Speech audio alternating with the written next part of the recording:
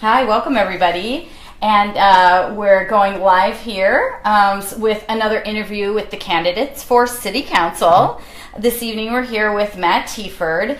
But while we're getting everybody connected, just a couple of reminders. Right now we are connecting with some of our partner groups, such as TWWE Cincinnati, Indivisible, United We Stand, and many other groups. So welcome everyone and thanks for being here. Just a reminder that as we're getting connected, in order to make any comments, which we'd love to hear from you during this discussion, you need to click on the actual link for the video. If you are posting a question and not hearing it asked, it's likely that you're posting it perhaps in the link over on your own page, and that may not be getting to us. So make sure you click on the link, go to that, and ask your questions in the comment section there. We look forward to hearing from those. We get as many in as we can. This evening we do not have an interpreter, and so we will get a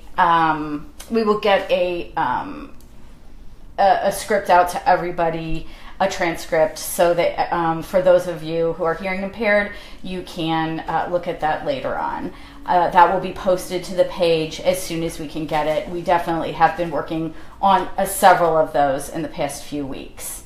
So I believe we're probably all linked up. So now I would like to introduce Matt Teaford to you this evening, running for City Council this year. And as a little introduction to Matt, he grew up only 5 miles south of Cincinnati in Highland Heights, Kentucky. And yet he spent a lot of time taking trips into the city with his parents. His father has been working in Cincinnati for over 30 years, and his mother used to work as a mail courier before facing early retirement after bouts with breast cancer and various illnesses. Matt has always considered himself a jack of all trades. This is reflected in his non-traditional approach to education. After completing 2 years at Northern Kentucky University, he transferred to the University of Cincinnati, picking up a number of skills along the way, and then took a year off to work for a local startup before returning to school. He majored in interdisciplinary studies with a concentration in creative writing, psychology, and American history. During his time in school, he completed 1 book of poetry and plans on publishing a second this year. The first was called Heart of a Lion, Tongue of a Snake, and it was out in 2014. And then the other one is coming out in June of this year called Troubled Minds. In Matt's world, merit outweighs all else, and he places a high value on people who serve in the public sector. Mm-hmm. He wants to push for a Cincinnati that makes things fair for all people and keeps selfishness and greed out of the picture. Starting in 2013, Matt became involved with Cincinnati's booming startup scene. Working for the Brandery Company, he became the editorial manager and honed his writing skills while showcasing local small businesses. In doing this, he got to experience firsthand the passion that many startup founders and small business owners have for building up the communities they operate in. Eventually reaching 2.5 million page views across the country, he realized the scale of the impact he could have in driving people to new experiences and businesses. He was inspired to create his own company, City Nova, and since last May, he's hosted a number of events around the city. He hopes to continue bringing people together to support our small businesses and our small business community and the communities they serve. So, welcome, Matt. And Thank you. For being here. Yeah, thanks for having me. Mm-hmm. All right. Well, would you like to tell us a little bit about why you've decided to run for City Council this year? Yeah, sure thing. So I wouldn't be running for City Council at the age of 24 if I didn't care immensely for the city, and that's every neighborhood. I'm an independent, so mainly when you look at the picture from last year, you have to think, okay, these are the 2 choices that the 2 major parties gave us, but were they really reflective of who we are as a people, as both America and Cincinnati? And the truth was, I saw that they weren't. I looked at the slate of candidates this year and I couldn't pick 9 to vote for. I think that something's lost, and more independents not running, quite frankly.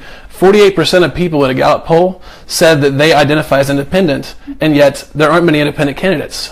We have to break this duopoly of the 2-party system and make sure that the voice of the average person is accounted for.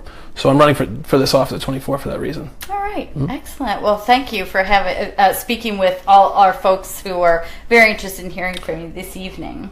So we've gotten lots of questions, as you might know, from the people on our Facebook page. And the first questions are really related to the city itself. And so I'd like to hear from you what, in your own terms, are your responsibilities to the city and your constituents? So if I were to get elected to this position, the first main thing is to always uphold the charter and challenge it when necessary if it's not reflected what the people want. But mainly, I think that my personal responsibility is to make sure that every one of the neighborhoods is accountable for, and not just one or a private interest or showing favoritism.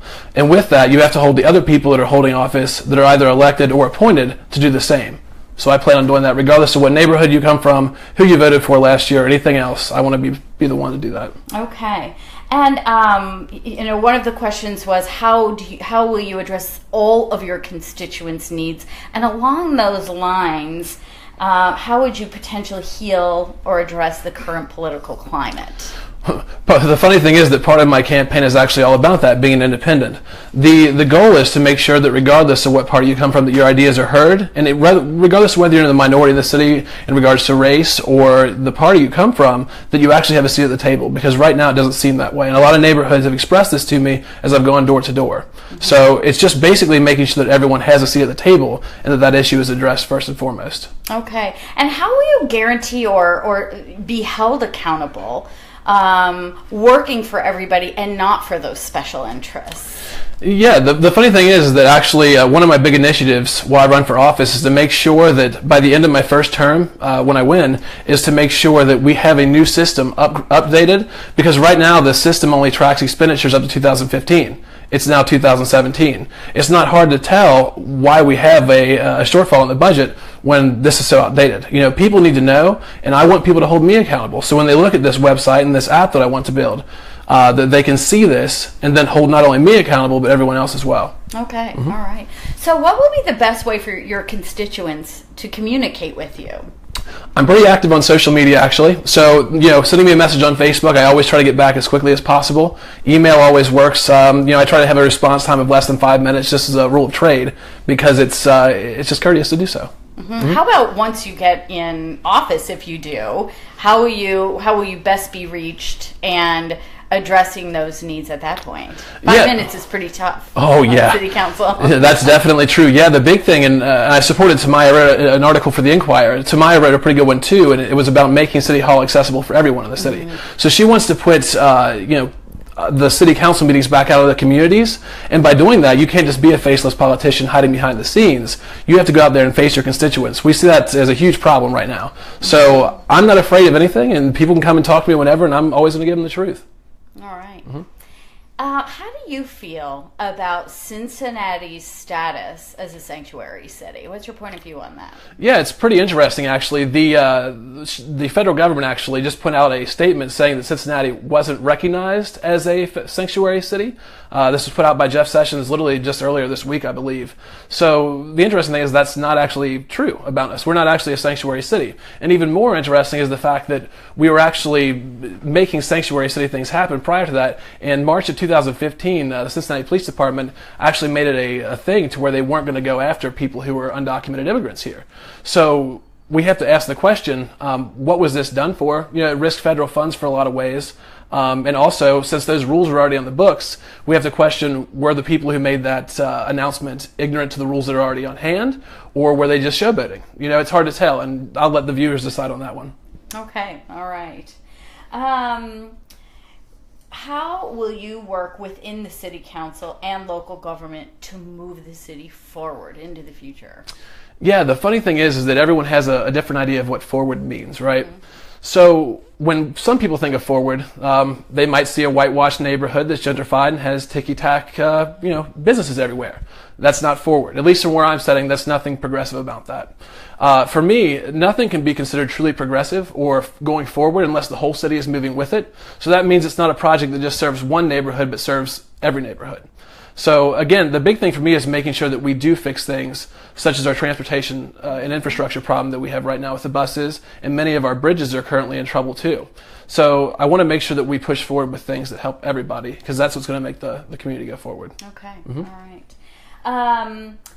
And do you have any plans on taking on the racial healing in the community, and how might that differ from what's been done in the past?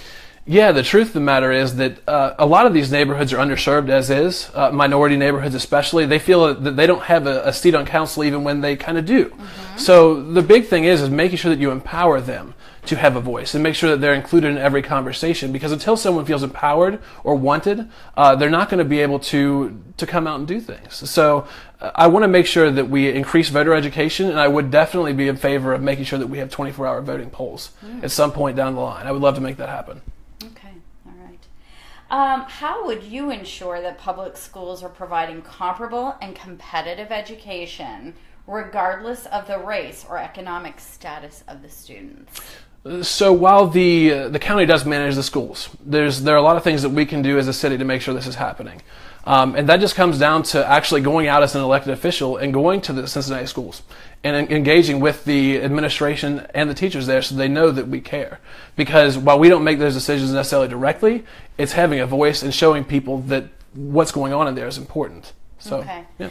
One of our viewers asked a question, and the question was about your answer on moving the city forward. Mm-hmm. And you said your point of view on that was we don't move the city forward unless everybody moves forward. Do you have any specifics on that? Any specific plans on that? Yeah, so generally speaking, when we say that, it's a lot of economic inclusion.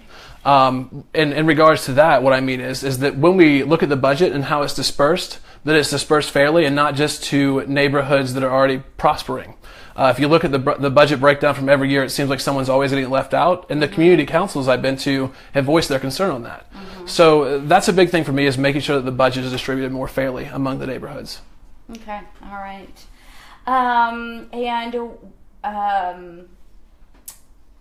There's another question that just came in, and it asks, would you be in favor of extending the route of the streetcar so that it goes up into Clifton and some of the outlying smaller segments of the city, and why or why not? Yeah, so the streetcar is a new issue. You know, it's the hottest issue that's going on the Greater Cincinnati Facebook page right now for the politics.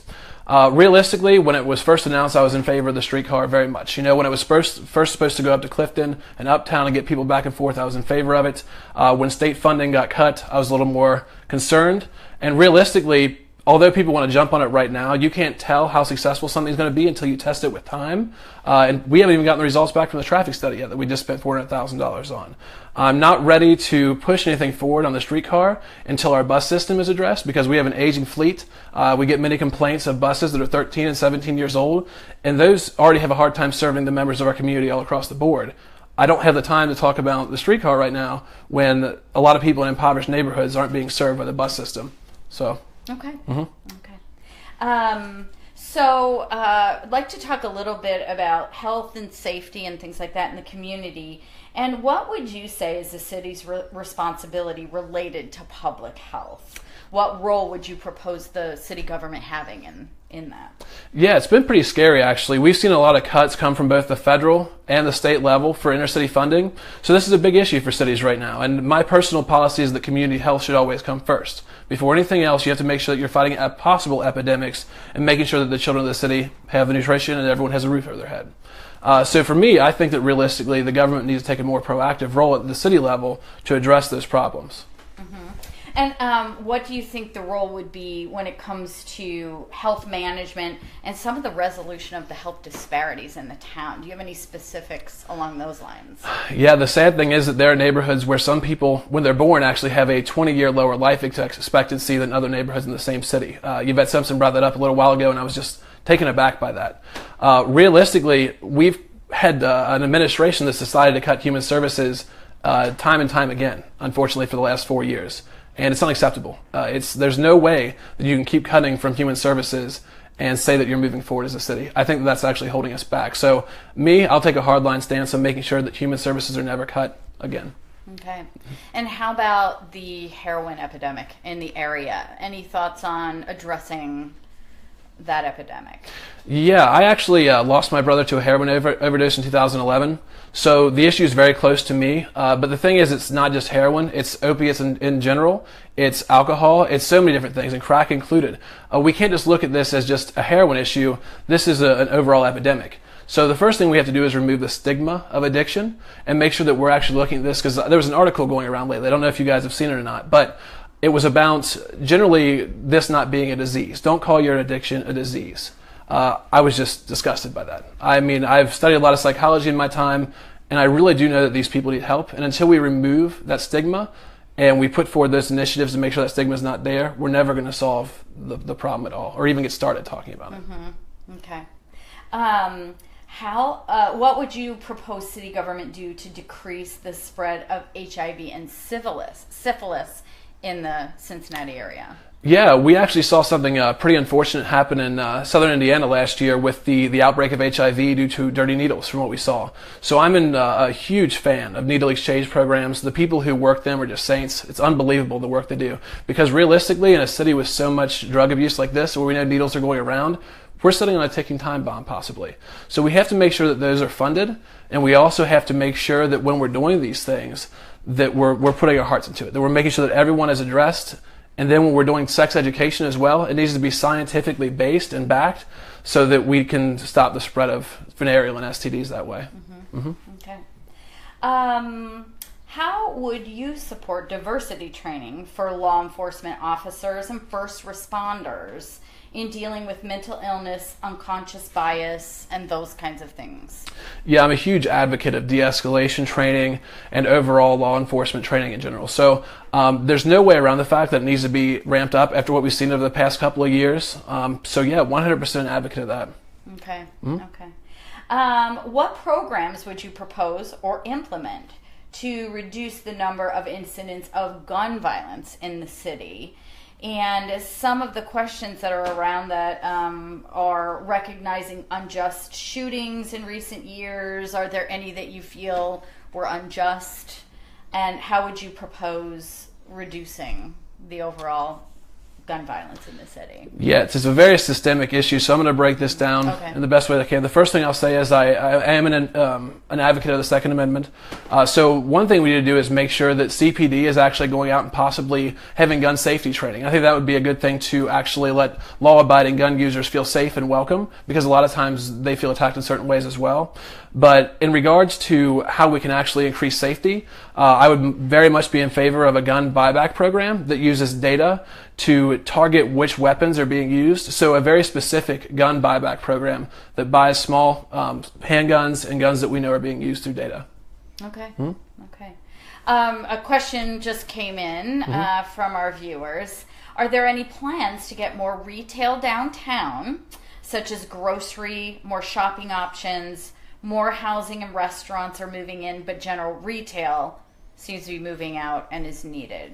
What are your thoughts on that? Yeah, the truth of the matter is this just isn't a downtown thing. There are a lot of food deserts across our city.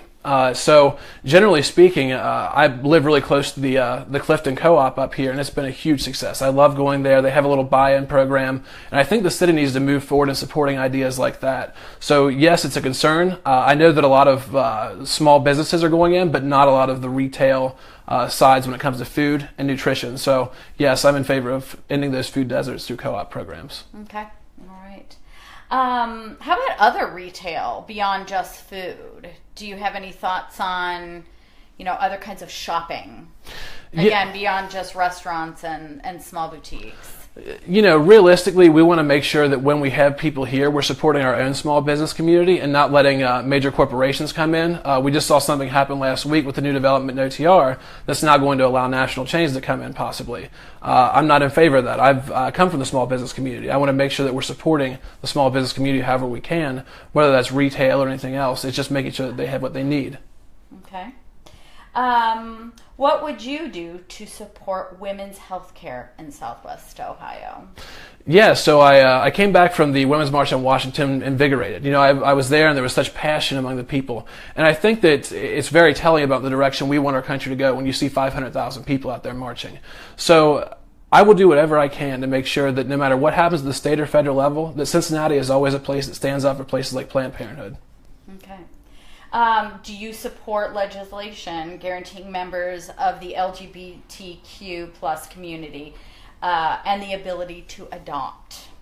What's your point of view there? It's interesting because when I first started my campaign, before I had a lot of members, and everything starts so small, the majority of my campaign team was actually from the LGBTQIA community.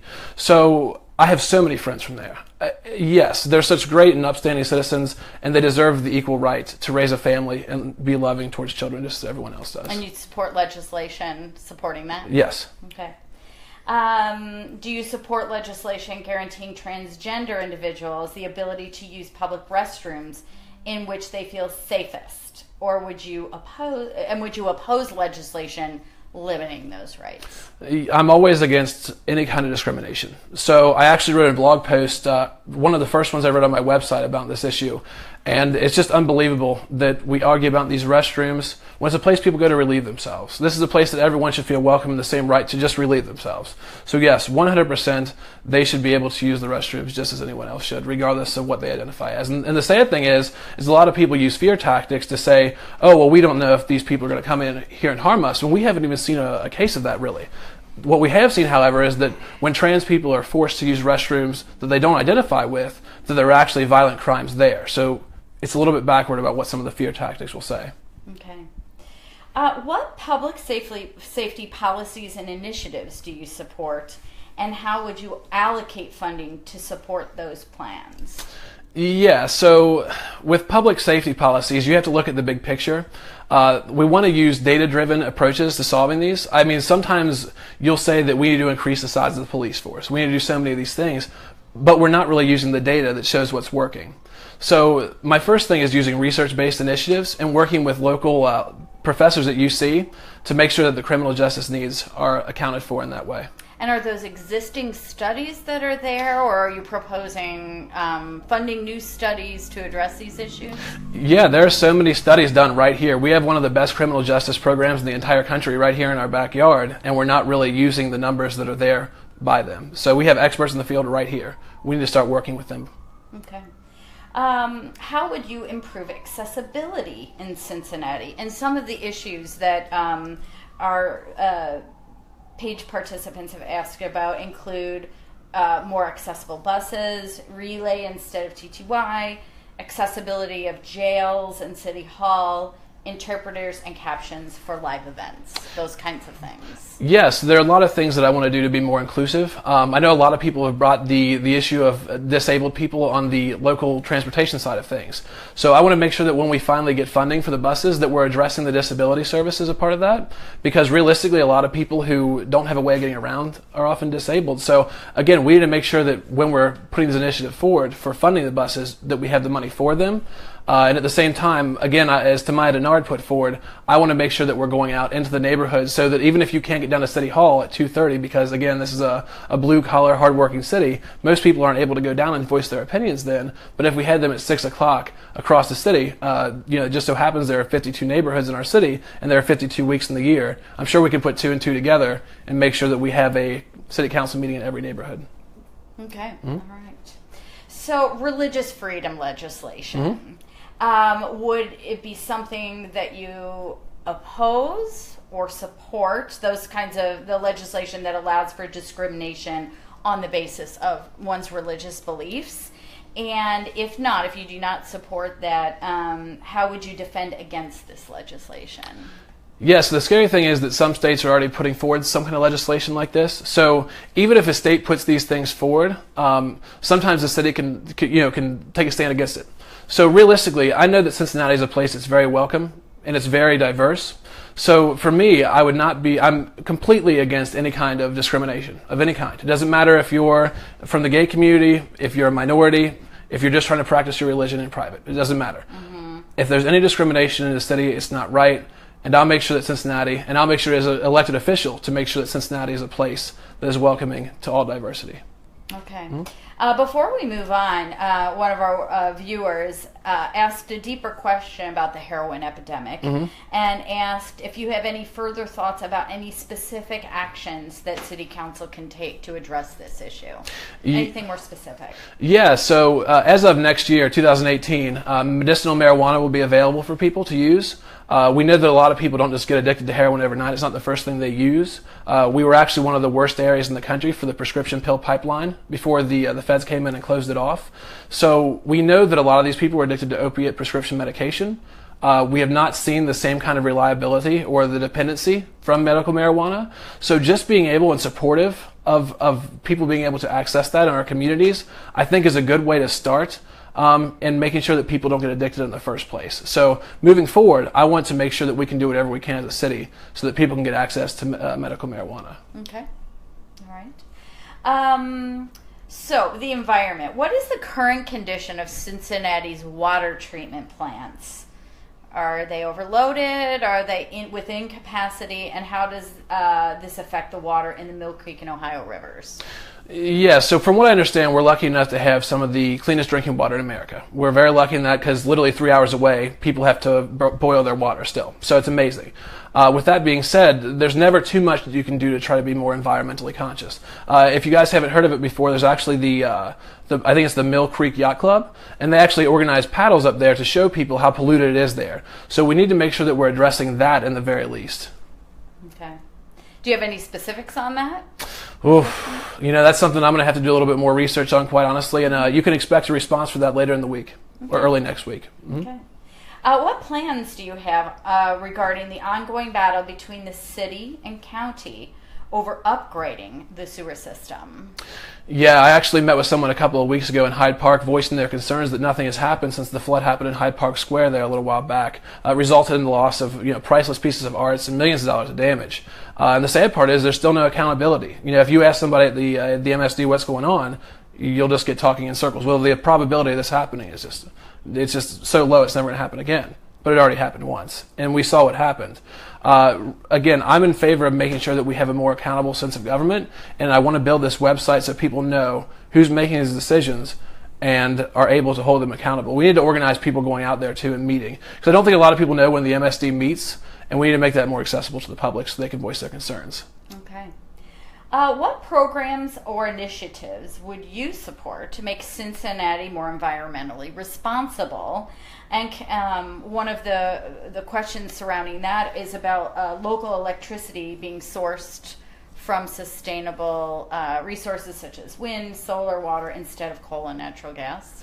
Yeah, the cool thing that we've seen is that in the long term, when you invest in these alternative sources of energy, that they end up being cheaper and more fiscally responsible in the long run. I just saw a grant not too long ago about upgrading our fleet as we need to, our bus fleet. I would be 100% in favor of those going green because, again, they might be a little bit more expensive up front, but in the long run, you're not paying for the diesel fuel that goes into them, which fluctuates with the economy.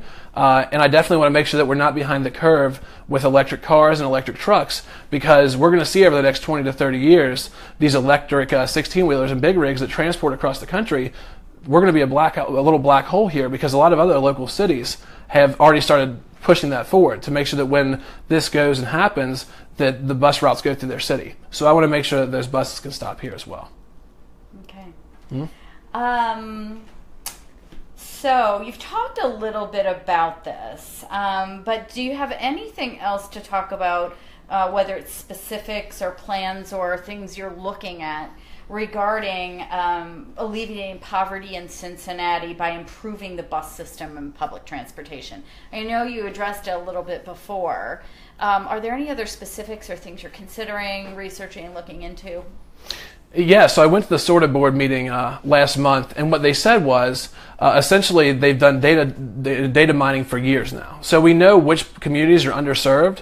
So what we can do is if we just speed up some of the more major routes by implementing technologies that are innovative in ways. I know that although we're not Los Angeles, they did something very cool, and they made sure that traffic lights were reacting to their buses on the bigger routes that were expresses.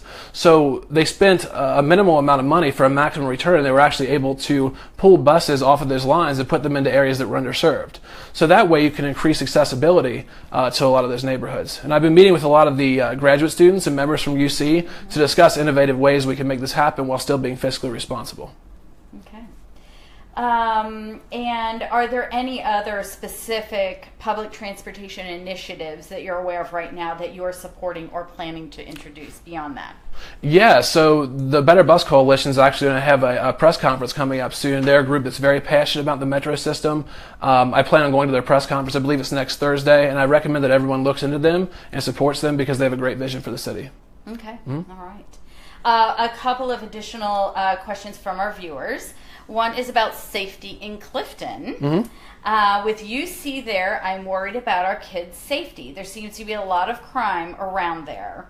What are your thoughts about safety in Clifton? Yeah, as a UC student, I was the first-hand witness to many crimes. A lot of my friends were robbed at gunpoint, and that was back in about 2013, 2014. And things have cleaned up quite a bit on the south side of Clifton. And sometimes it's something as simple as lighting up an area. I know that the street that I reside on is Stratford Avenue, and the lighting there was upgraded, and the amount of crime dropped significantly. So sometimes it's about lighting places up and putting cameras on the corners, which isn't exactly very expensive in the long run, because most of these are LED and built to last, and that would be a way to make communities a little safer.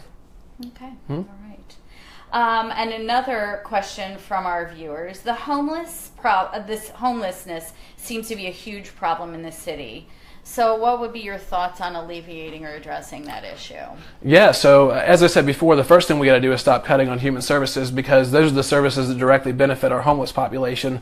I want to make sure we actually increase spending in that so that we can then funnel that into local groups that care for the homeless, because as of right now, if you keep cutting from that, the problem's going to get worse. Okay, all right. Are there any, you've kind of mentioned some innovative programs that you've been aware of with transportation and the police department, things like that. Are there any specific programs that you've looked into, thought about, looking to research in the area of homelessness? Any additional programs? So there have been some cool initiatives put forward recently by Pittsburgh, and what they're doing is they're setting aside a trust fund kind of situation so that people have affordable housing and they're not sleeping without the basic necessities of life. So while it's a new strategy, I think it's very innovative, and I want to watch very closely to see how this works over time, because I think that we may very well benefit from something similar. Okay, all right. Question about taxes. There we go. So, do you think today that the city is correctly apportioning taxpayer funds to support professional sports teams? and you can speak even to the greater question of just overall apportioning of taxpayer funds. Yeah, so I'll be the first to say that I think that millionaires should pay for their own stadiums. It just happened time and time again. We saw it just happen in Las Vegas. A city gets kind of screwed over, basically, essentially, by a millionaire who wants the people of the city to foot the bill. We're still paying for Paul Brown Stadium. I mean, millions upon millions of dollars. And it's not fair to the people, because, let's be fair, not a lot of people necessarily like sports in the city. So while a certain group loves it, not everybody's going to benefit from that. In regards to overall taxes, I actually was going door to door in Oakley literally 2 days ago, and an elderly woman told me that she was about to get kicked out of her home pretty much because of how high the taxes were. And, I think we need to be really innovative in getting people here, but we can't put at risk the people who have already put into the system for so long here to risk losing their home. So we have to be very careful about that. Okay, all right. Another viewer question. Do you consider Northern Kentucky to be a partner to Cincinnati or a competitor? How do you view them? And if you do view them as a partner, do you have plans to work with them economically, bringing business into the area together, public transportation together, things like that? How do you view that situation? I think this is a great question, given the last one about taxes, actually. It seems like we have a great partnership because the tax rates are so high here that everyone's going across the river. So I think we kind of already do have a partnership and a plan. But realistically, no, that's kind of joking. But we as a river city need to make sure that we're cooperating with the other ones across the river, because let's say like large-scale events like Bunbury, we can benefit from making sure that everyone's included, especially with the new initiatives Newport's putting forward with their Ferris wheel and investing in a new concert space there. We really need to make sure that we're pushing an economic agenda that includes them as well.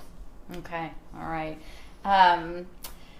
What lessons do you feel we've learned, both positive and negative, about the OTR development? And are there things you would do differently? Or are there things that you would continue? Yeah, the big thing there is just Economic inclusion and making the city drives so many great thoughts in neighborhoods, and it seems like a lot of the people have been removed from there through gentrification, and I think that's probably one of the saddest things about OTR. Like, I go down there and I enjoy it. I love going out to the local bars. I think it's great to support our local small business scene, but at the same time, something feels kind of dirty about it in a way because of the gentrification. It makes me kind of sad. I want to make sure that if we continue our development in that way, that we're giving affordable housing options to people. Okay. Do you have any thoughts on how that would strategically happen? Yeah, so a lot of people have been talking about tax abatements or making sure there's tax incentives for people or developers that include affordable housing in their plans. So that's the biggest thing to do. Mm-hmm. Okay, all right. What about other development in other neighborhoods? Would there be lessons either from or for other neighborhoods that could be applied for other neighborhood development? Avondale. Yeah, so generally speaking, places like the West End and Avondale, we need to make sure that when we're putting funding out there from the city level, that we're actually kind of distributing it to their community councils, because I think that they better know how to expend those to make the quality of life better for the citizens. So it doesn't matter what neighborhood it is. I think that realistically, especially underprivileged neighborhoods, need to be given those funding from the city. Are there any specifics you can think of? OTR, that's been there's been a lot of success there, and lessons learned. And there's so many successful neighborhoods and then others that are struggling. Are there any specific examples of, we could apply that program or that approach from that area over to another neighborhood who could benefit? Yeah, I think the biggest thing that we have to learn is learning from the mistakes that have happened. One of my favorite businesses, actually, I used to work on Main Street when I was first developing over there, Park and Vine, recently shut down because they could no longer afford to operate, really. So when small businesses are suffering, that kind of hits home to me because I've done so much in my time of writing to support these small businesses. So when we're going to do this for another neighborhood, we got to make sure that there isn't a bubble that's going to burst, and we have to be very careful because these developers keep coming in and driving the prices up, but what they're really doing is hurting small businesses. So we need to make sure we're paying attention to that and be cognizant of it moving forward. Okay, all right. You've mentioned economic inclusion several times. Can you define that in your own words? What do you mean by that, and what does that look like? Yeah, so to me, economic inclusion, again, goes back to the whole idea of making sure that everyone has a place at the table. So I mentioned making sure that the funds were equally distributed, or not equally, but at least fairly distributed from the budget. So I look at this whole term of structurally balanced budget, and I see these communities that are underserved. So it's making sure that every neighborhood, regardless of what their socioeconomic status looks like, isn't getting shafted in some way, shape, or form just because they vote a certain way or they don't turn out to vote. Okay. All right. And when you say they don't turn out to vote, is voting a source, a program or an issue to be addressed and address the economic issues? I'll be very blunt here. I'll say that there have been many people who have told me not to go to certain neighborhoods simply because they won't turn out to vote. Now, if those same people are currently holding office, let's just say figuratively, if those same people are holding office, what does that say about their care for those neighborhoods? Does that seem like a place that they're going to put at the top of their priority list? I certainly don't think so myself. That's the reason why I'm going to make sure that when I move forward, I'm actually going to those neighborhoods. I want to make sure that they can count on me, regardless of whether or not I'm a middle-class white guy. It doesn't matter, because I want to come in there and make sure everyone is represented. That's the greatest thing about being independent, is that you don't answer to anybody, you just answer to the people. Okay, all right. So one of the things we've discussed a couple of times, but a question's coming in about improving bus service. Mm-hmm. Can you speak a little bit about your thoughts on specific actions that the city can do and the role of both the county and the city working together? Is there an opportunity there? Yeah, so when we were going through the data at the SORTA board meeting, they talked a lot about essentially when ridership goes up, reliability goes down. So that shows you a problem real quick. That shows that our fleet is not able to handle that influx during the hotter seasons or when it's colder, because people don't want to have to walk somewhere when it's freezing cold or very hot. So we have to make sure that we're looking at the data again so that we can address that issue and be a little bit more cognizant of it before it happens. I think that we need to keep using that data that they're providing for us to invest back into the transportation system. Okay, all right. I just want to let our viewers know that we are kind of in the winding down time, so if you have questions, please click on the link and let us know so we can get them all in before the end of our discussion. You avoid one of the economic issues that you've talked about is, apportioning funds is not cutting human services. Mm-hmm. That's one of the things you've been very strong about. What sort of trade-offs do you think make sense to keep the budget balanced? Well, the truth of the matter is that we're funneling a lot of money that goes to waste, quite frankly, and until we cut down on that waste, which I'm going to be very, very in favor of it, and again, why I'm going to be so transparent, is that I want people to see where the waste is going, because it's oftentimes you'll see that waste happens, and if you simply reduce the waste in certain areas, then you can actually afford to make sure that these things are happening. There are so many bureaucratic positions in government that don't necessarily need to be there. Simply cutting some of these jobs and putting that back into human services would do a great deal for these people. Okay, all right. How do you handle criticism? One of our questions coming in. Criticism, that's a good one. That's interesting. So, generally speaking, I think that criticism is great. I think that we can't grow as people unless we're criticized from time to time. That's a very interesting question, actually. I wanted to find out who said that. Yeah. But in all seriousness, your secret is safe. Yes. Okay.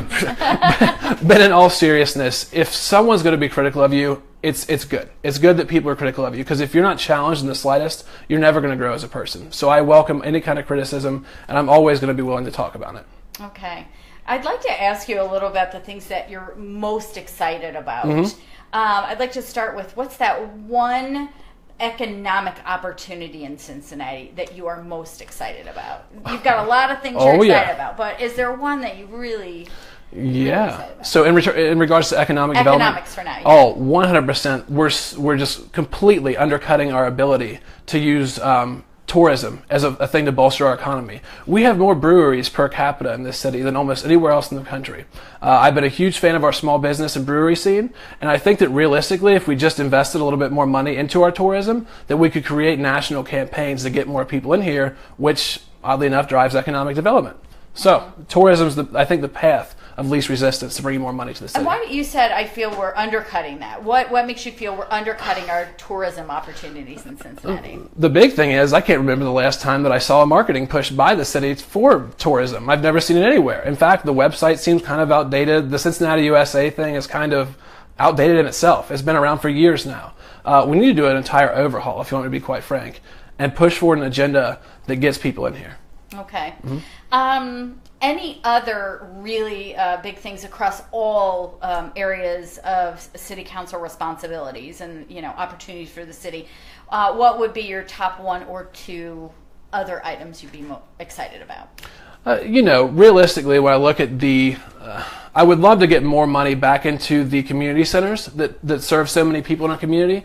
There are a lot of positives about these places. I went to the one in Bond Hill before a meeting not too long ago, and I saw so many adult community leaders coming in there and teaching kids life skills, teaching them how to be healthy adults, teaching them how to cook, do cool things like that. I think if we invest in those, what we're going to see is that kids are going to have a more positive environment and have more role models to look up to, especially in some of these neighborhoods with lower socioeconomic statuses. And it's just unbelievably important to make that happen to me. Okay.